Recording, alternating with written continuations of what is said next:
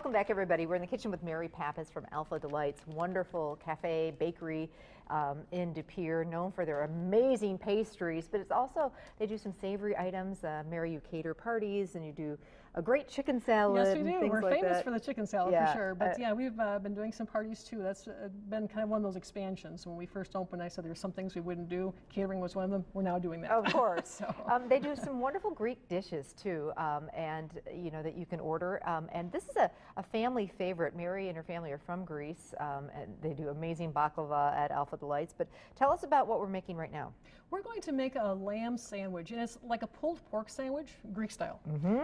So instead of using pork or beef, which is pretty common around here, we'll use lamb. And what I wanted to focus on was really the preparation of the lamb. Sure. Lamb is a wonderful meat, but if you don't prepare it properly, it will have a very strong taste. And I think a lot of people who maybe say they don't really care for lamb are going to be thinking about the strong taste that they had. Sure.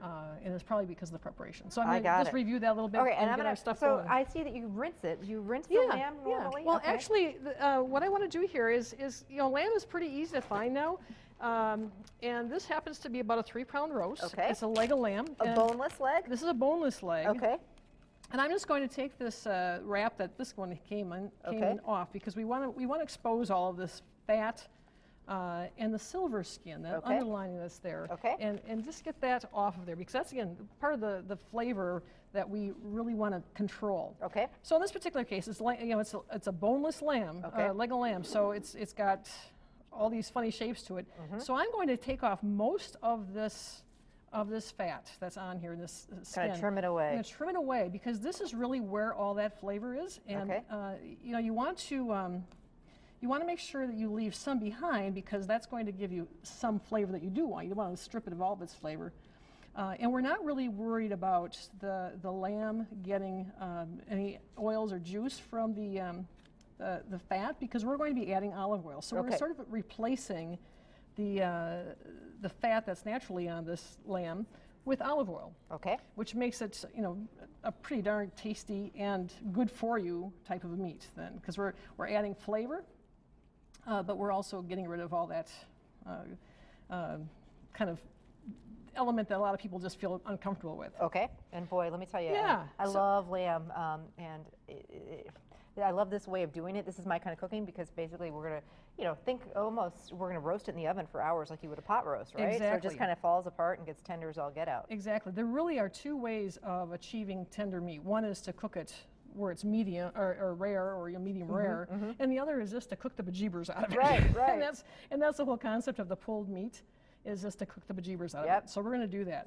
And really, I'm pretty close to where I want to be with this. And like I said, I'm going to leave some on here so we have some flavor with it from the lamb, but I don't want so much that we're dominating. Okay. So there's our lamb all ready to roll. And I like your Ziploc bag thing. I'm all about no mess. I am too. I'm always looking for ways to do it. We're going to put that in there, and this marinade is ridiculously easy. Okay.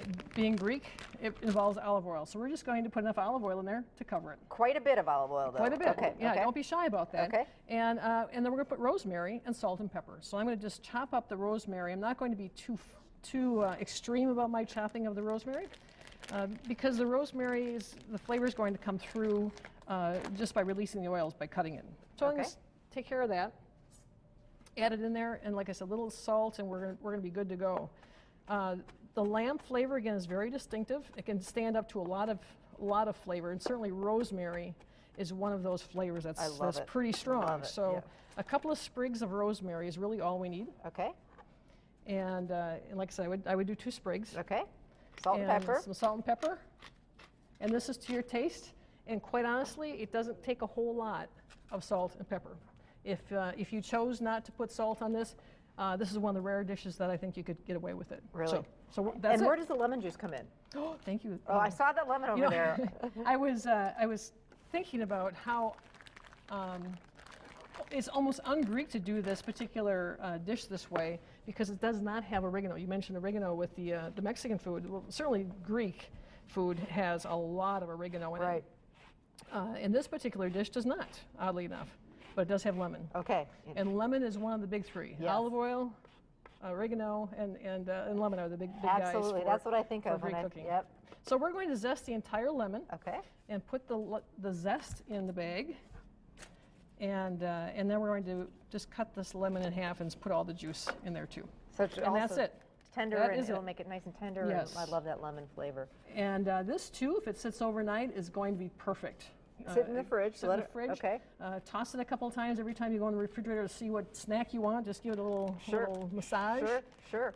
And then it's ready to go. Now, when it comes to roasting it, get it in a roasting pan. What is the oven temperature, Mary?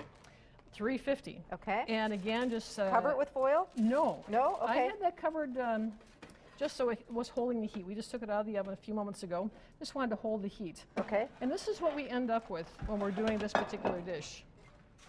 Again, lamb it's wow. It's cooked like crazy. It looks like it's a little overdone, perhaps, but it's cooked like crazy. And now we're just going to just pull it apart as you would pulled pork. Oh. And that's all that we need for this particular sandwich. That looks so delicious. And you can do other things with it as well. I mean, this might be really nice as a topping on a salad or something like that. But one of the things that I always look for, not only how can I not dirty more dishes or whatever else, but I also look at what can I do in advance of people coming over, or like on a weekend thinking, I don't want to spend all of Sunday cooking. Sure. What can we get done ahead of time? Sure. This is it. And this is one of those things, because once this is all pulled, then you're good to just put it in the refrigerator again and eat it a different day. We're going to take a break. Later, Mary's going to stick around and we'll show you how she uses this on a sandwich, a nice toasted bun. And we're also going to make a classic Greek dessert. Not baklava, we're actually making a walnut cake. Did not know that was a Greek dish. So stick around. That and more coming up.